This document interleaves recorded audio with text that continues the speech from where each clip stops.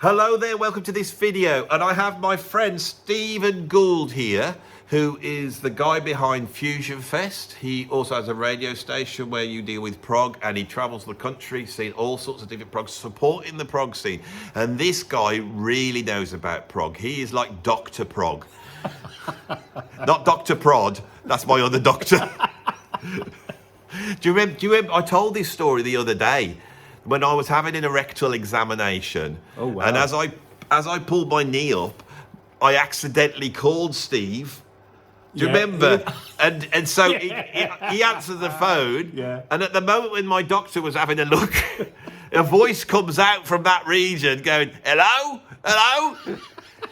Is anyone there? Is anyone there?" Yeah. You remember that? Yeah, This is the man it happened to. I remember that, yeah. Right, yeah. so straight in, we've got a bottom story. I'm obsessed with bottoms on my channel. I tell you, I'm always referring to them. It always comes back to the bottom. It does. Now, talking about bottoms, the idea with this is that there are certain bands, prog bands specifically, that in my list of likes are down at the bottom. Right, and I don't cover them that much. Sometimes it's down to ignorance. Sometimes it's the fact that I listened to them once and I didn't like them. Sometimes it could be that I've missed out on a big chunk of stuff that is really good. And there's four areas that I've brought Steve in to discuss. So this is going to be a series of 4. And and I don't know what the title of it is because we've only just cooked this idea up. Yeah. But this is going to be cool. This is right because Festive Prog Overlook 1 to 4. That's proper prog title. Festive Prog Overlook. That's not going to draw anybody in. I'm gonna have something that's like promises more than the video delivers. Yeah, they'll probably expect us to 3 hours of Jethro Tull's Christmas album. Yes, it does sound like that. Yeah, which is a good Christmas album. I think it's possibly the greatest Christmas well, album. They've just brought out a deluxe version. Have they? Yeah, with about 3 extra discs of stuff on there. Yeah, they just do that, don't they? Right. So on this video, part 1. The band that I am going to be talking to and getting educated about is the band Graaf Generator. Now, I'm going to tell you what I know about Graaf Generator. I think they started up around about 69, I think. That's right. They were the purveyors of a style of prog, which was very influential, which I would call sort of dark prog. It was somewhere between Genesis and King Crimson. It's like prog, but it's doomy. And they brought an album called Porn Hearts, which I have listened to many a time. So that's got an epic on. I think the album came out in 1970. It's got an epic on called The Plague of Lighthouse Keepers. Yeah, Plague of Lighthouse Keepers. Yeah. And that's one of the first full album length, side length epics in prog. You got Tarkus coming out, so they're very influential, very dark, almost gloomy. Peter Hamill is a very visionary character. I could see that, and he actually moves on, and in his solo career puts the foundations in for punk as well, and shows the link between prog and punk, which I believe is there. So on paper, I should love this band. The only album I've really listened to is Porn Hearts, because it's supposed to be the greatest, and I've listened to it over and over again, and I don't get it. No. So what do you think of Graaf? I must admit, I mean, I've been around prog since the early 70s. The first band I saw live was Hawkwind. And the first album I was exposed to was Fragile by Yes, and Pictures and Exhibition by the LP. And I've always been obsessed with synths and keyboards and mellotrons and all that kind of thing. In fact, I went through a stage where, because I lived in Tividale near Dudley, and Saturdays were like a pilgrimage. We'd go around all the record stores, Barry James's Records, Studio Musica, Graduate Records and so on. And I would look for an album with synths on. If it had synths on, I'd buy it, you know, regardless of what it was. And over the years, I've come across some absolutely classic albums. And although I know Graaf Generator do have a keyboard player, they've got Hugh Banton, I must admit, I totally and utterly couldn't get that band. No, you're the same as me then. You know, I mean, I went through all the prog bands at the time, Gentle Giant, Pink Floyd, the whole lot, and I just could not get Graaf Generator. I don't know what it is. I don't know whether it's his voice or what. I don't know, you know. I mean, they're incredible musicians. There's no two ways about it. but it was just one arm of prog that I never really got for some reason. You know, it just totally eluded me.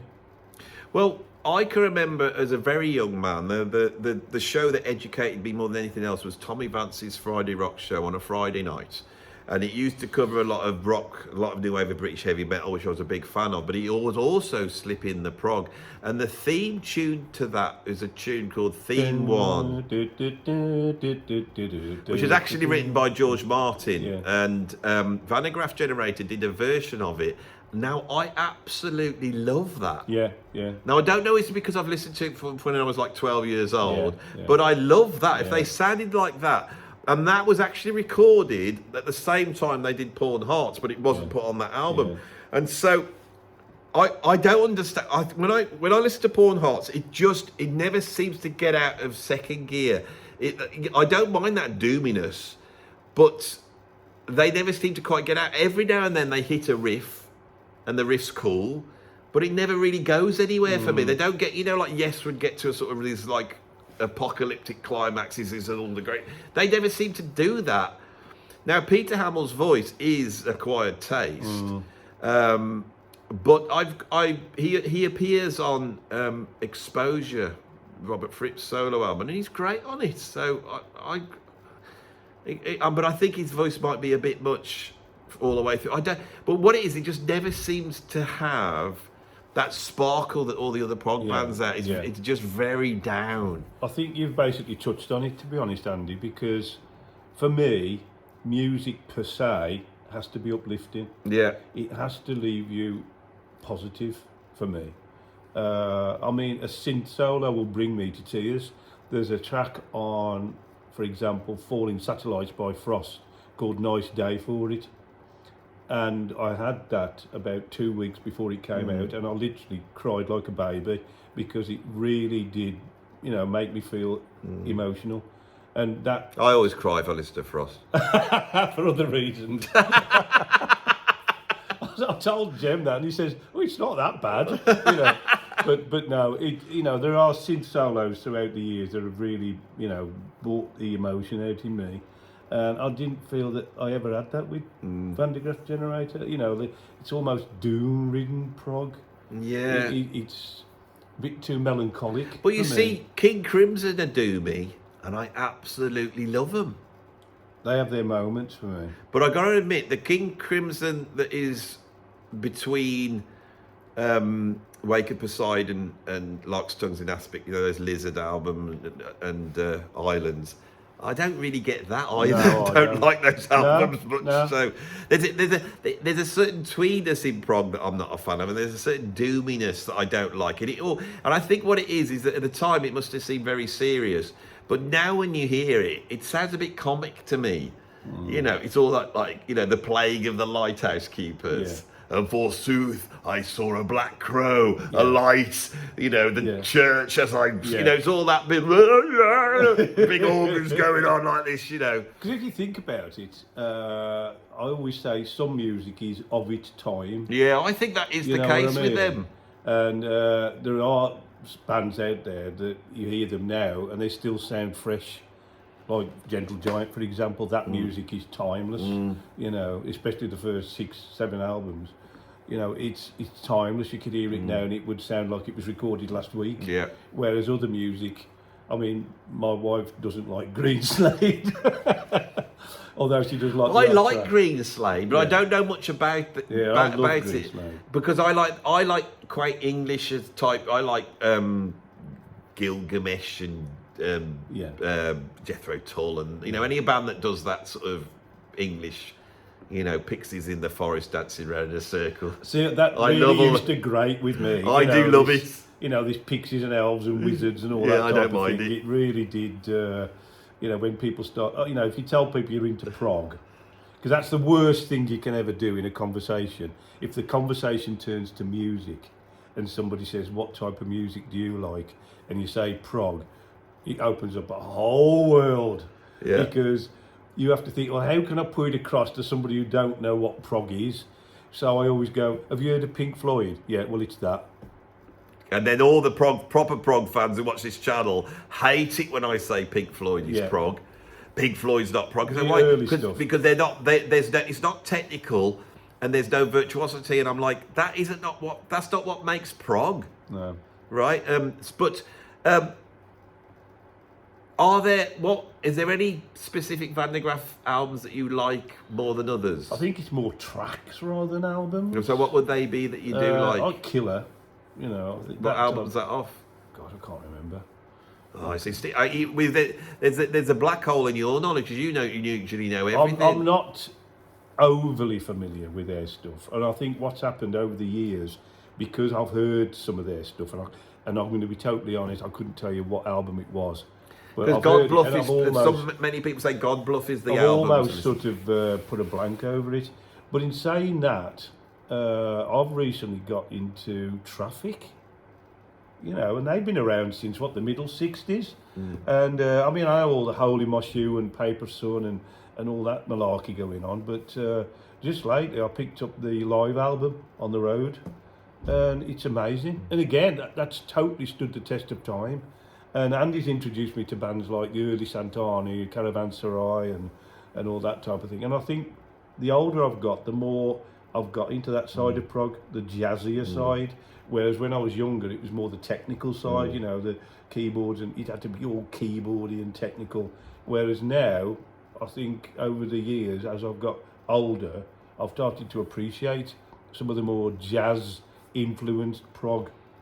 So we're in a sort of agreement on this. So this video is going to be quite short, I think, because I haven't prepped Steve. I've got 4 sort of subject areas, genres or bands that I'm going to quiz him on, and I expect him to go, "Oh, I love Van der Graaf Generator," because it's a hardcore prog thing, isn't it? Yeah.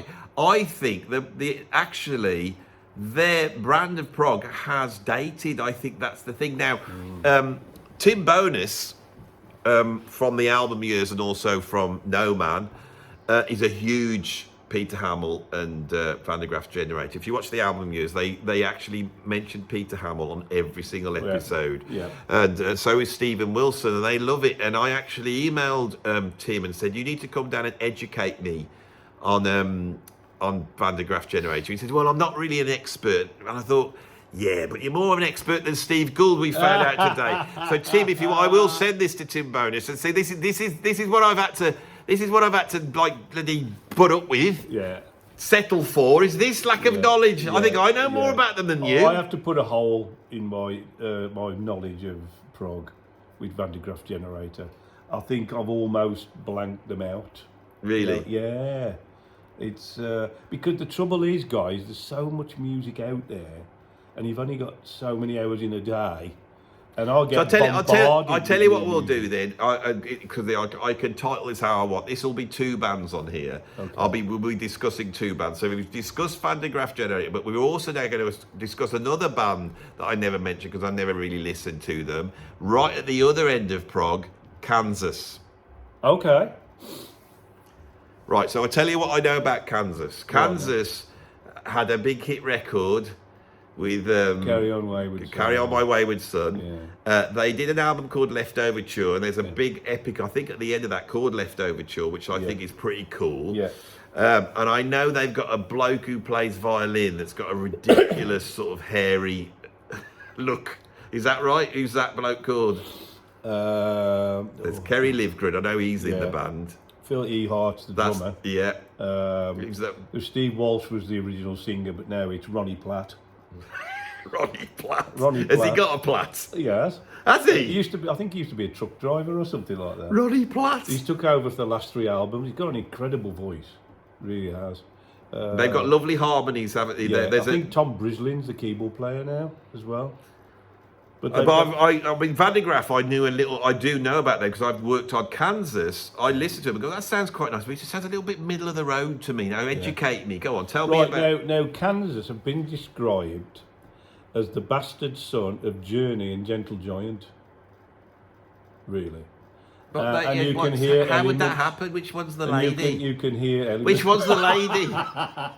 It's Journey, isn't it? I would say it would definitely. Everyone knows it. It's Journey's the lady. Yeah.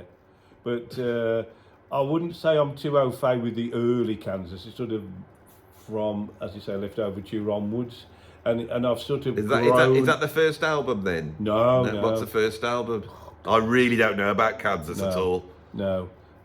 It's only again, you have to consider how much music I'm exposed to. Don't make excuses. I am. Just I'm making excuses.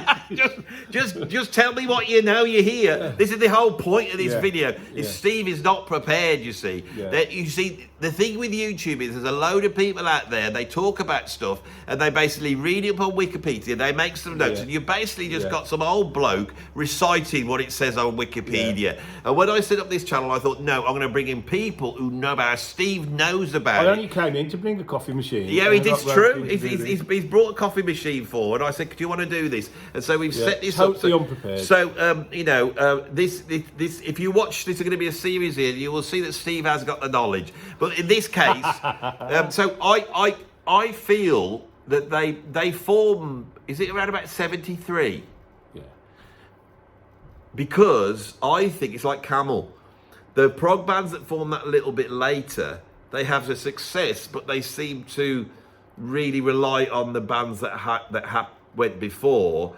And Kansas, for me, have the same problem that Camel have. Now, I've been getting to Camel recently, which is why I haven't asked you about them. I have really gone back to them. I thought, yeah, they are really good. The thing is, it's a little bit bland because they're almost like being influenced by what has happened before. Yeah. You know, and I think that thing you said about Gentle Giant mixed with the sort of FM. I mean, Journey were like a fusion band, but it's more the later Journey you're talking about, isn't it? Yeah, yeah. So what would be, if I was going to get 3 albums, what would they be? There's a live album called Two for the Show. Yeah. I would definitely go for that one. And then obviously Leftover Tour. I'd definitely go for that one. And then I would go with one of the more recent albums. Oh God, what was the last one called? So I'm totally unprepared. Don't worry about it. It was the one that had Throwing Mountains on it. I absolutely love that track. It'll come to me. Their latest album. So you got a sort of a mix. So you got the Two for the Show, which is sort of highlighting the early stuff. Then you've got Leftover Tour, which is a classic album, and then one of the more later ones. So you've got a nice mix of all three. But it'll come to me. Well, I've actually come up with a title for this series. It's going to be called. We haven't got a clue what we're on about. It's going to be called Steve Gould tries to educate me on prog, and in this case fails. Oh dear. But the thing is, the thing you understand me. I'm putting a video out every single day. Right? And because I'm putting a video out every single day, and you turn up, you don't know what you're going to get. You could the get absence of presence. That was what it was called. See, it's there. The absence of presence. But you see, the thing is that I think that if we were in the pub now, I would turn around and go, what do you think of Kansas? And we'd have a chat about it. Yeah. And we both know about prog, but it's just that Steve doesn't know much about Kansas or Graaf Generator. Yeah. I have to put my hand up. I've got holes in my knowledge, and it's nothing to do with dementia, I can tell you. I think what's happened over the years is that that I know what I like. Well, don't you think in your wardrobe? Yeah, don't you think what's interesting here is we're both massive prog fans. I've gone and picked 2 bands I don't really like that much, which would be Kansas and Graaf Generator. The fact is, you quite like Kansas, don't you? You like Kansas. I like Kansas, but they're still not. It's not top level prog, is it? No. And I mentioned I've never seen them live. They were due to play at Rambling Man a number of years ago, but they pulled out because they were worried about terrorist action, and we had Devin Townsend take their place. And I'd not seen Devin Townsend, and he absolutely blew the stage apart. I was disappointed we didn't see Kansas because I've never seen them live, but we got Devin Townsend. So what can I say? Good replacement. Carry on, my wayward son. Yeah, bit of harmonies. That's how they do it. Anyone could do it. Bloody rubbish. Anyway, nice little videos. This is to see how this goes. I don't think I'll be doing it much more, but we'll do these 4. And we'll. So this is going to be Steve tries to educate me on prog. Yeah. Line, Graaf Generator, and Kansas. But the conclusion is probably best. And it's not top level prog, and that's the bottom line. If it was, we would have got, we both listened to him, and we've all gone, you like Kansas a bit more than me, but that's it. So that's where we're at with this one. Yeah. So if you like this approach, if you're stupid enough to like this approach, then stick a like on it. If you want to see some more, subscribe. If you want to become a patron, have a patron down below. You can become a free member or a paid member. And if you want to put some money in my PayPal tip jar, you can do that. And Steve, do you want to tell us about your new project? Oh, don't you have to go and get the paper, right? Right, check out thesundayclub.net. Links in the Everything description. Is on there. It's a new project where I'm launching in January 2025. It's subscription concerts, right? So you pay your money every month, you support it, you can also put money into it, and it supports a platform where weird progressive rock bands got somewhere to play. And we've got a streaming option. And you can watch it on streaming, you could come and see it live, and you can get involved in it, and they can chat to Steve, and he'll support you, and then all that type of thing. Yeah. It's trying to create a little club. So let's see if this works. So if you're interested in that, right, and if you do want to educate, Steve on these bands and me, then there'll be an email down below, so you can send you a message and have a chat to Steve. He is the man for prog, right here. That's the best I could get. Okay. All right, see you.